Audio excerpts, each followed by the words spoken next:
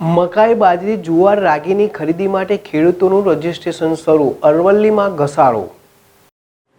ખેડૂતોને તેઓના ઉત્પાદનના પોષણક્ષમ ભાવ મળી રહે તે માટે રવિ માર્કેટિંગ સિઝન અંતર્ગત રાજ્ય સરકાર દ્વારા લઘુત્તમ ટેકાના ભાવે મકાઈ, બાજરી, જુવાર તથા રાગીની ખરીદી ગુજરાત રાજ્ય નાગરિક પુરવઠા નિગમ લિમિટેડ મારફતે કરવામાં આવશે.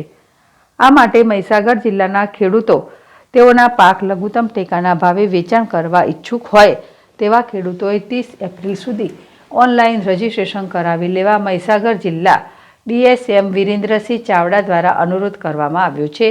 અત્રે ઉલ્લેખનીય છે કે સરકાર દ્વારા ટેકાનો ભાવ મકાઈ માટે